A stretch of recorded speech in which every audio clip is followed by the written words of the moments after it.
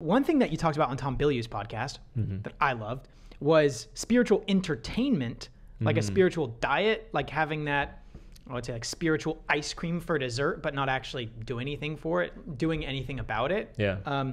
Versus actual self-realization and using like spiritual enlightenment and applying that in your life. I'm wondering, how could someone go from like a spiritual diet as though it's just entertaining? Like, I feel like I'm kind of at the place where I'm just reading all of these personal development, self-help type books. Sure. And I'm like, well, how much of it am I actually applying in my real life versus how much do I like that little cookie at the end of the book where I'm like, ooh, I feel like I can use these in my life, but I don't actually use them. Yeah. How do you go from somebody who just like has that in their diet versus actually like digesting it and becoming self-realized?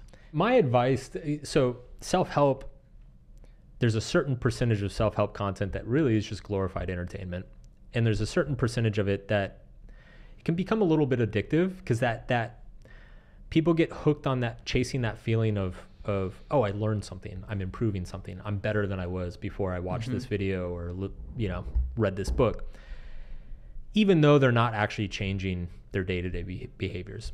And when people get kind of caught in that loop, my recommendation is actually to just stop. Like, take a month, and this sounds weird, but like take a month and like detox from life advice. Detox, like don't listen to podcasts or read the books or watch the videos. Like, go 30 days and just live your life. Just do things like you're normally doing. And then just pay attention to how happy are you? Because in a lot of cases,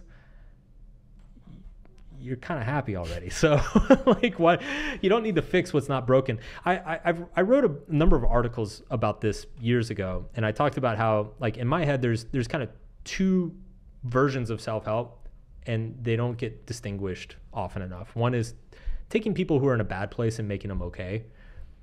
And then there's another version, which is taking people who are okay and then trying to make them better or make them good or great. If you're in a bad place, then yeah, you need to work really hard to get to a place that you're okay. But if you're already in a place that's okay and you're just like kind of chronically trying to optimize every aspect of your life, you can actually drive yourself into a bad place, right? Because it's like suddenly a life that is otherwise happy and successful, you are constantly aware of all the areas that you're showing up short and all the things that are unoptimized and that you're not doing well enough.